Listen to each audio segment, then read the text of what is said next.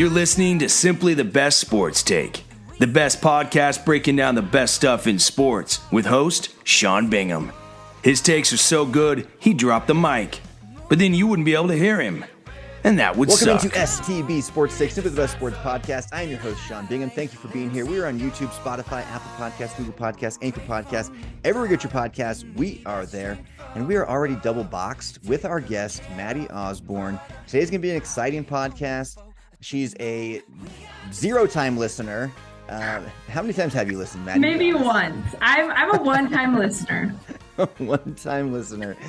Who's the gatekeeper? How did you get in here?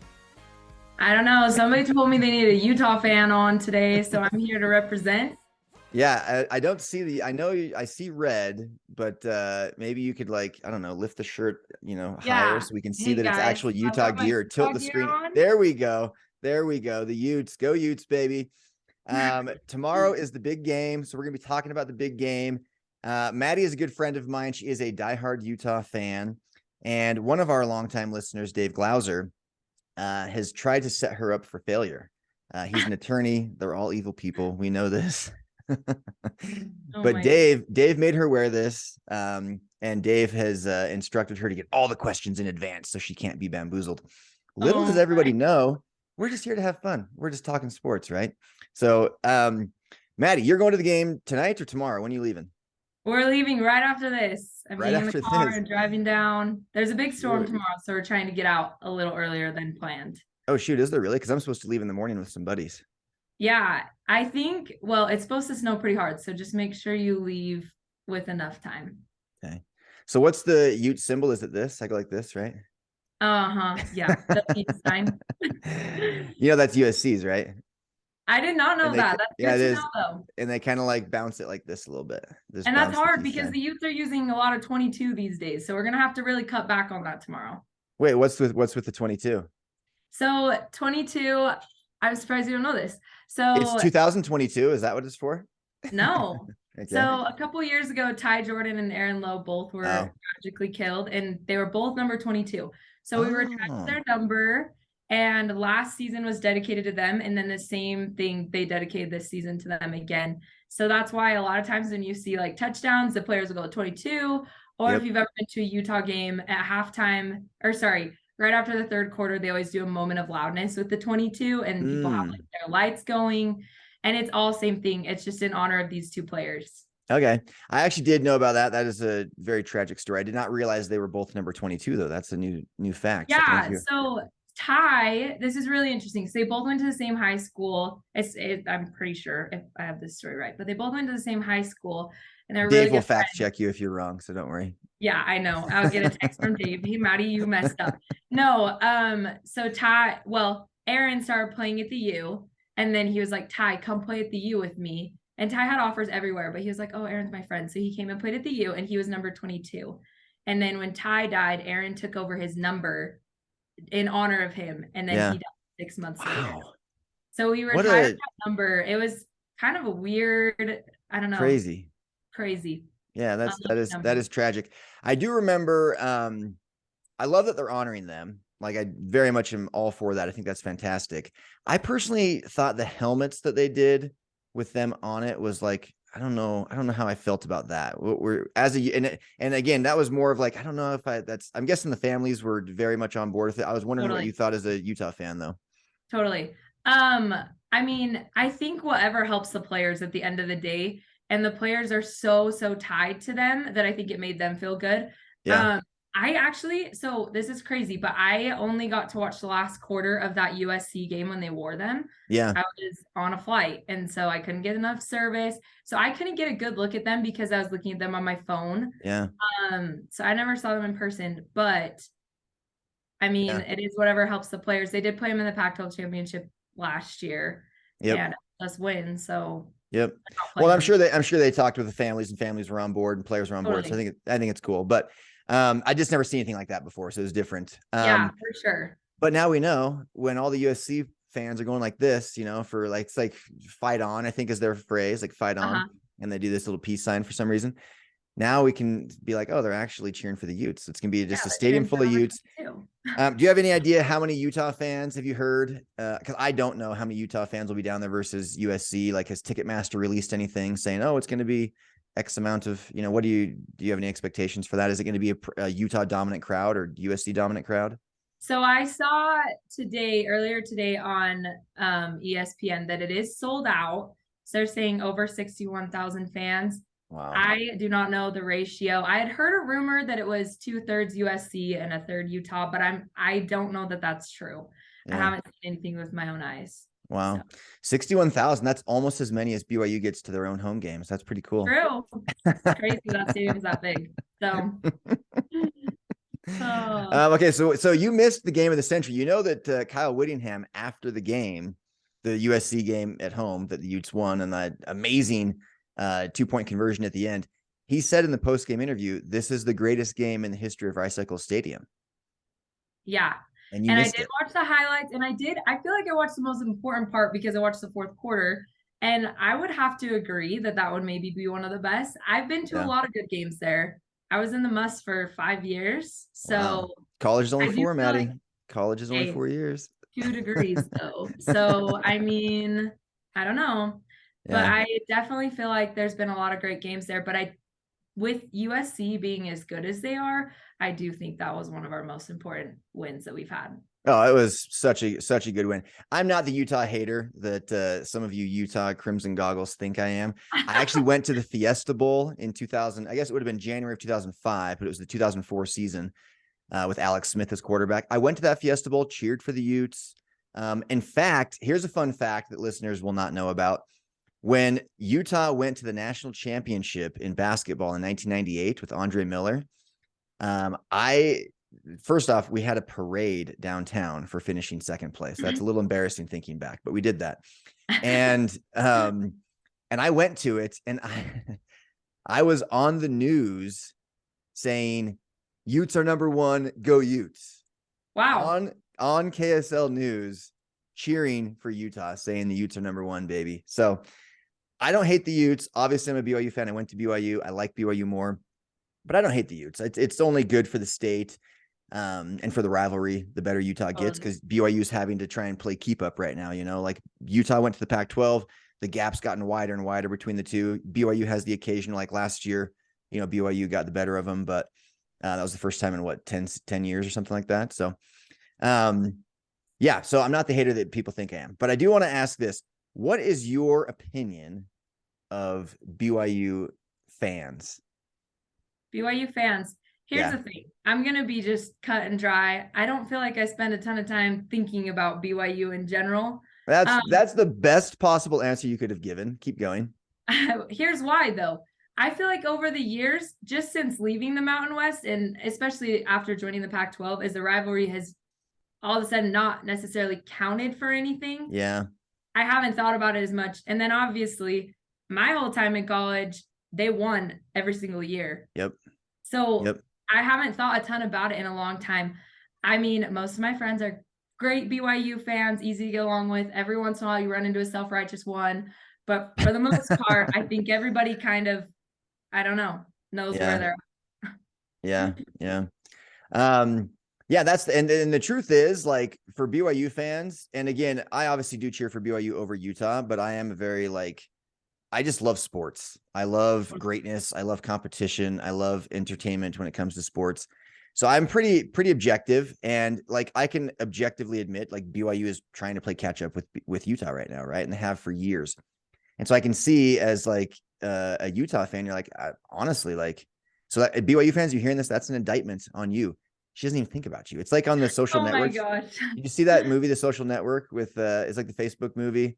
Yeah. With Justin Timberlake, and he's like, you know what I've heard about you? Nothing. Because he's like hearing all this. He's like, oh, I've read enough about you. And he's like, you know what I've read about you? Nothing. So that is the greatest thing you could have said as a Utah fan. Everyone that's listening or watching that's a Utah fan, I'm sure, is applauding you. So that was perfect. Oh my gosh. Okay, so predictions for tomorrow's game. It is pretty standard. It is pretty normal for the team who wins the first game to just win again. They've been there, done that, beaten them before. So the statistics actually do show that in a rematch, typically the same team will win. That being said, I'm going to give you my thoughts first, and I want to hear your response, I guess. I feel like it took Cam Rising's best game of the year, possibly of his career, and a super gutsy 2-point conversion at the very end and playing at home to barely squeak by them the first time. To replicate that on a neutral site with a few key guys banged up, I feel like is unlikely. So I'm going to say that I think USC is going to win, but I'm curious what you as a Utah fan thinks. I definitely think it's going to be a close game. There's no doubt in my mind that if the Utes do win, there's no question in my mind that it's going to be a blowout. I think it's going to be a close game. I totally understand what you're saying as well. I think USC is a really, really good team. I mean, they're 4th in the nation for a reason. Yep. But my score prediction, I think the Utes can take them and win 34-31, which is our lucky score. That is the lucky score.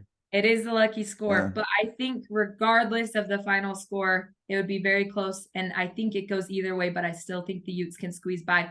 Kyle does really, really well under pressure. I feel like Kyle is fueled by anything. Anytime someone says the Utes aren't going to win, this is an easy game, which is kind of what we're hearing as Utah fans. We're hearing comments made by other fans. Oh, this is an easy win for USC. They're lucky that they got them, not Oregon. That stuff fuels Kyle, and I think he knows how to coach against that.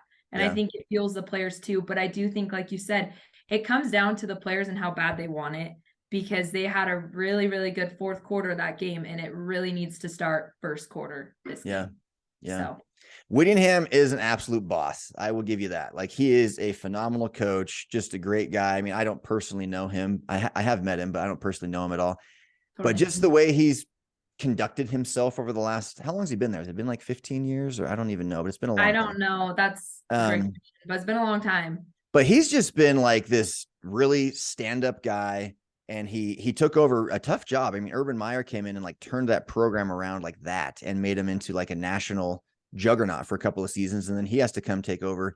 And that's not an easy task, and he's done it fantastically well. And a few seasons later, he also went undefeated and went and beat Alabama in the Sugar Bowl. And so he's now been to Pac-12 championship games several times in a row now. And so he's just done a really, really good job. I got nothing but props for the BYU Cougar linebacker, Kyle Whittingham. So did you know he went to BYU? I didn't know that. That's my favorite thing about him. I just think it's funny. I just think it's all funny how the tables have turned. I know. I think he hates BYU now. He should. I mean, it's the rival, but yeah, for sure. You know what's sad as a BYU fan, just being real. Again, we're just keeping it real here. It is a bigger rivalry for BYU than it is for Utah. And the second that happens, that's when you know you've lost the rivalry. You know, like, yeah, totally. Because BYU, I'm so glad that BYU is going into the Big 12, because when you don't have a conference, it's like hard to like, what are you? It's just like a bunch of exhibition games. Unless BYU stays undefeated and has a chance at the playoffs, it's just an exhibition game. So I'm excited that BYU will have a chance to play for a conference championship, a big, Power 5 conference championship at that. And there is some small rumors and chances that if the Pac-12 continues to like dissolve with USC and UCLA leaving, and if Oregon ends up leaving or Washington, that maybe Utah would jump over to the Big 12. Obviously it's unlikely, but it is possible. That could be really freaking cool to bring the rivalry back. But even just having both teams in Power 5 conferences will bring it back quite a bit, I would think, but we'll see. For sure. Believe it or not, Sean, I'm actually really excited too. I'm excited for BYU. I think the first few years might be a little rough, just like when the U entered the Pac-12, but it's so much more exciting when you have something to play for. And when you're playing these big name schools, nothing against the Mountain West, but when you're playing against these big name schools, you all of a sudden feel like you're a big name school yourself. Yeah, you are. It's really fun and exciting because you're like, I'm a Utah fan. People know who Utah is. Yeah. Whereas before, I mean, people knew who Utah was from their couple of bowl game appearances that were really big, but it's really exciting to be in the same ballpark as Oregon and USC and UCLA. Yeah. Well, and consistently ranked, right? It's like very normal, very common for Utah to be ranked. Really cool stuff. So, okay. So I wanted to ask you, you kind of actually started to touch on this. This is a good little segue. I had texted you. One of the things I wanted to discuss is how much, and I don't know how much you follow other teams or conferences, but how good do you think, or how good did Dave tell you to say Stop. Utah Oh my would do? gosh. That Utah would be not involved in any of this. I'm just kidding. I'm just hoping he'll actually listen to this. Dave's a loyal listener until we get to college football season, and then the redness is just like too much for him, and he can't handle it. But how good do you think Utah would be in the SEC, for instance, if they were playing Tennessee and Alabama and Georgia and Florida and Ole Miss, Texas A&M? How good would Utah be if that was the schedule? This year I think they would be pretty dang good. I would not say top of the conference, but I could see them being third or fourth. I mean, I don't know. Here's the thing is that Utah has beat several ranked teams this year, and a lot of SEC teams haven't at all. Yep. I definitely think Utah is not a Georgia or Michigan team, but I do think that they would give people a run for their money. Do you think so? Michigan, of course, is in the Big Ten. I'm just curious because the Big Ten is always really good, tons of tradition there, but they usually get to the bowl games and they're like a little bit of a disappointment. It feels like, there's and it's the SEC that always just steps up and just bulldozes people. It feels like, or Clemson, and for the last several years, which is the ACC, but they're the only ones in the ACC that do that. Yeah. I just, man, the SEC is so freaking good. It almost feels like they're a league of their own. And now they just keep stealing more and more teams. They've got Oklahoma and Texas both they're going to the SEC, right? From the Big 12. So that conference just keeps getting better and better. Yeah, here's the thing, Sean. You have to look at Utah and where they've been over the last 4 or 5 years. I don't know any other school who's been in a championship game 4 years in a row, excluding COVID when there wasn't one. I truly think that they can give people a run for money. I know that BYU fans, just kidding. I know that people have their opinions on the Pac-12, but at the end of the day, half the conference is ranked this year, and Utah has beat. I think 7 teams are ranked, right? Oh, you're more than half. 7. I could be wrong. Let me look. I'm looking up rankings right now. So we have USC, then Utah, Washington. They're 11 and 12. So yeah, Utah is 11th. Washington 12th. That's kind of interesting. Washington 10 and 2. Okay, so that's 3. Then you go down Oregon State, Oregon. So is that 5 now, right? UCLA, Oregon State, Oregon, UCLA are boom, boom, boom. So that gets us to 6. For some reason, I thought there was a 7th. I think I was wrong. Yeah, just 6. You're right. So just those 6. That's pretty freaking good, though. Let's look at the SEC. Georgia, Alabama, Tennessee. That's 3. LSU, that's 4.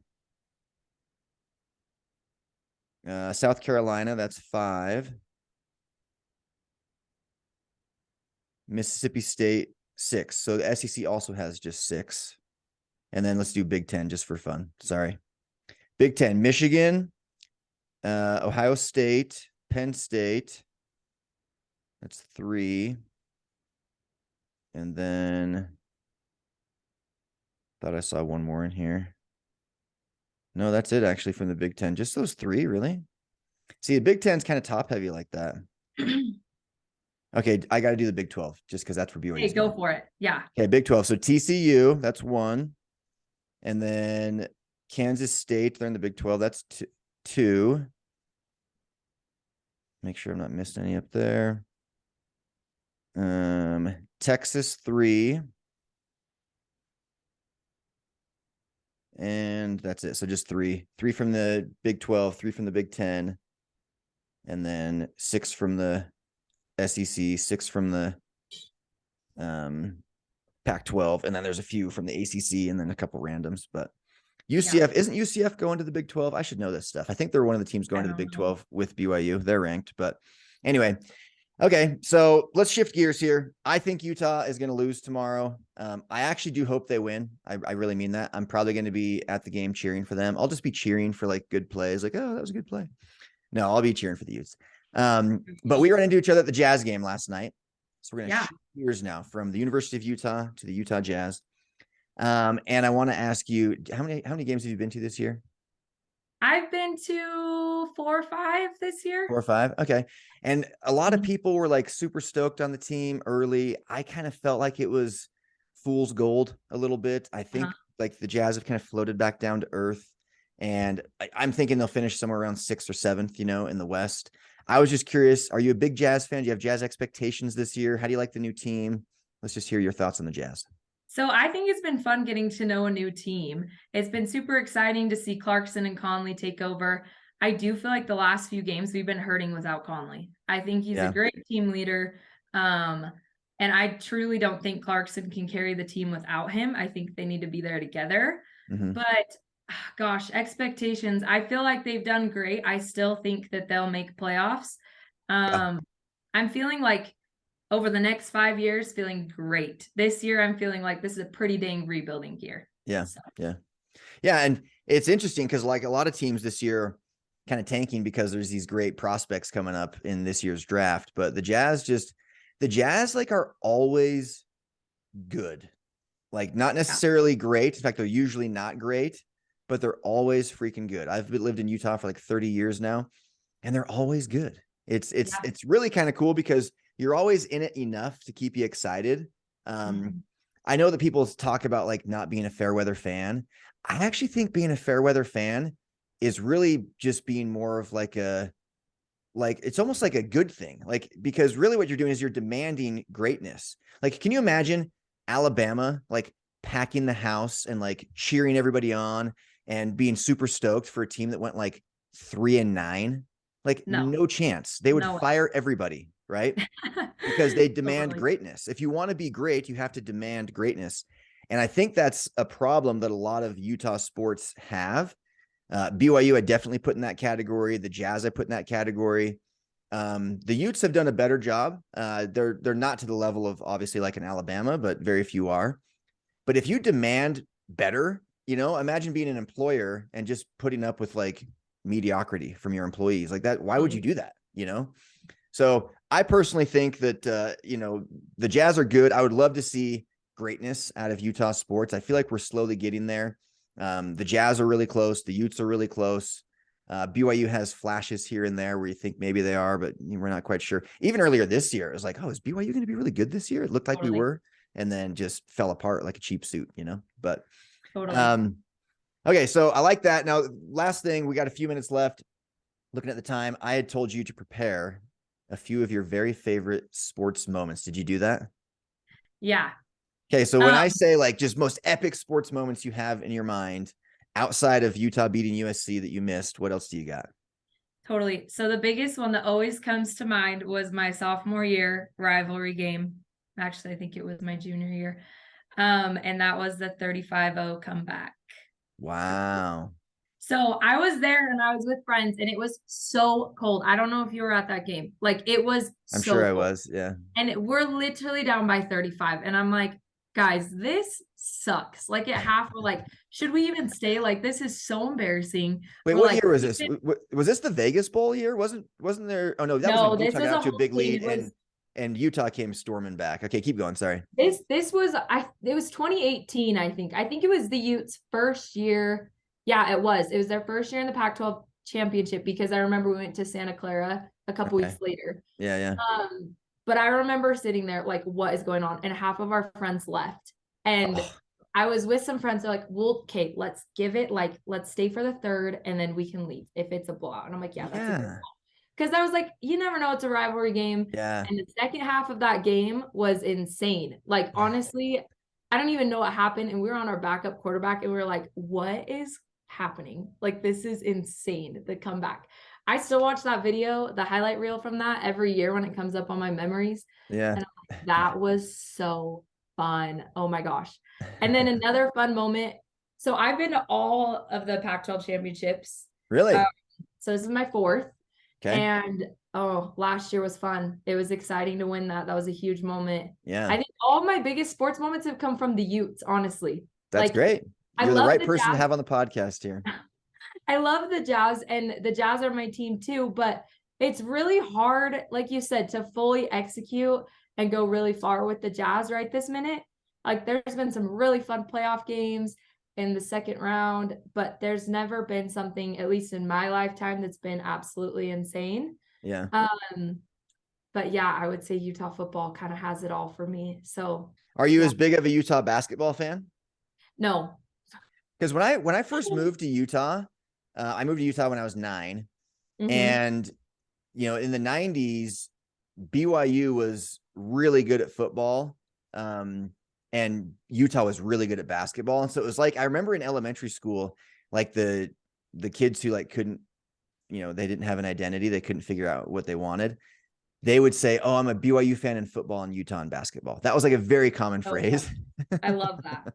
Yeah. And it feels like college basketball it's just not as popular in general, but the Utah had a fantastic program back then. Like I said, they went to the national championship in 98, and I was so bummed when they didn't win. That was one of the best tournaments I've ever watched for March Madness. But okay, any other specifics, or is it just kind of generic? I mean, you had those great specifics, but are there any others that stand out before I cut you off here? I would probably say those two are the biggest moments, at least recently. I can think of a lot of different things in the Olympics that have happened over the years. I love skiing, love watching all the pro skiers. Lindsey Vonn era, loved her. But I would say as far as like games go, it all revolves around the Utes for me. That's where I'm the most passionate. So it's where I care the most. So your favorite sport to watch is football? Yeah, love football. I come from a hockey family as well. My brother played at BYU hockey. Really? Okay. We do have a little bit of blue in our family. Yeah. Not a BYU football fan, but he did play hockey down there. And that was really fun to watch for a couple of years as well. Okay. I have a lot of hockey in my family. My dad played for the U. So they have a couple NHL teams that we follow. We've been to a lot of Penguins games over the years. Anaheim Ducks, all that stuff. That's fun too, but definitely my passion lies with the Utes. Very cool. So you brought up skiing, and that's something I do want to touch on. Just a fun little, most of the listeners, there's literally like maybe 150 of them, but you're going to share this and hopefully get us to like 160, maybe even 200. It's going to be amazing. We'll see. But I think most of them are in Utah. So I wanted to ask you ski a lot. You have an icon pass, right? Yeah. Okay, I want you to rank the resorts in Utah from top to bottom. I mean, let's go with the main ones in the Salt Lake area. So include Park City. So Park City, Deer Valley, they count. But then, of course, the Cottonwoods with Solitude, Brighton, Alta, Snowbird. You can even throw in Snow Basin. So those are your 7 resorts. Rank those top to bottom. Perfect. And Powder Mountain. Do you know Powder Mountain? I love Powder Mountain. That's okay. Great. So those are the 8. Let's go with those 8. Okay, let's start out. So I grew up at the bottom of Little Cottonwood Canyon. So obviously my Little Cottonwood resorts are going to take the win for me. Snowbird is very clearly number 1. Outside put number 2. Number 3, I would put Snow Basin. Snow Basin's a hidden gem. A lot of people haven't been up there yet, and I'm hoping they do with the Icon Pass. Snow Basin's awesome because it has Deer Valley's niceness. Like it has the nice lodges. It has like kind of the bougie stuff that Deer Valley has, but it has more of Snowbird Alta terrain. And so it's really, really a fun mountain. Sounds amazing. Totally underrated. It's great. I haven't been there in years, so I'll have to go back. Yeah, it's so fun.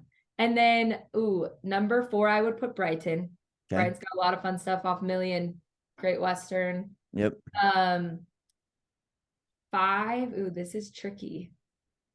I haven't done a ton at Park City, but I would probably put Park City there. And then Park City is fantastic. Do you know that Park City is actually bigger than the 4 Cottonwoods, Solitude, Brighton, Alta, Snowbird. It's bigger than all 4 of those combined. I believe it. It's huge. Yeah. Doesn't get as much snow, but it's so big you can always get away from crowds, which I really like. Yeah, I would definitely put them there. And then I would put as 6, I'd put Powder Mountain. 7, Solitude. I know if Luke Salisbury's listening, he's going to be going over. Yeah, he'll probably throw his phone out the window or something. Absolutely. I would put Solitude as 7. I think Solitude's great. However, I don't like the fact that you have to take 4 different lifts to get back into the good stuff. Yeah. So that's just personal opinion. Solitude does have some great stuff, but overall resort, I would rank it lower. And then 8, I would put, who was the last one? Deer Valley is the only one left. Yeah. Deer Valley is a great place if you're wanting to go hit groomers and eat some good food. Yeah. for me, I think about all mountain. When I think about ranking resorts, it's usually ranked on a powder day. Yep. And I don't think Deer Valley is even in the same ballpark as the Cottonwoods. Yeah. So. No, it's not. Powder days. I mean, I think it's like 35% more snow in the Cottonwoods than in Park City area, you know? So from that standpoint, it's not even close. I mean, especially Little Cottonwood Canyon, it just gets hammered by that lake effect.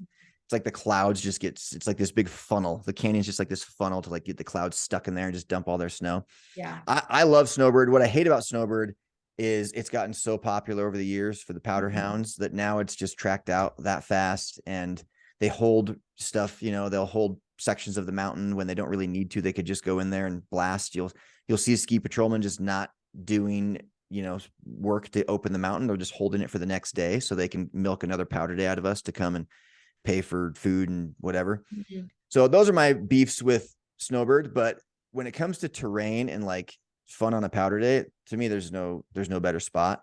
I would maybe put Brighton second for powder day. Mm-hmm. And then I would put Park City third, only because I can always find stuff. It's just so big.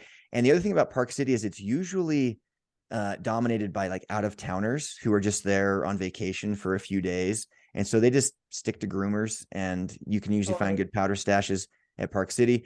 And if I'm just ripping around on groomers with friends, Park City is like fantastic for that. There's like great lodges. You're just kind of hanging out. It's kind of like Deer Valley, you were saying, but anyway, cool. Well, Madie, this has been fun. Any parting words? Maybe I'll see you down there in Vegas. Any parting words? Well, let's just see what our boys can pull through. Hopefully next week we're back here talking about the Rose Bowl. Check this. Oh, wow. Right? I wish you all could see this. Sean's over here doing the U with me. This is a big moment. I feel like I need to stop and take a screenshot. This is for YouTube. Watch it on YouTube. Yeah, for sure. Just like the BYUY is for Yahoo, right? Yeah. Mm-hmm. Yeah. Mm-hmm. Okay, Madie, this was fun. Hopefully this can be at least the second podcast of mine you listen to since you're on it. I will listen, I promise. All right. Thanks, Madie. We'll see you again soon. You're welcome. Thank you. Thanks for hanging with Simply the Best Sports Take. Don't forget to subscribe to this podcast and check out STB Sports Take.com. Simply the best in sports.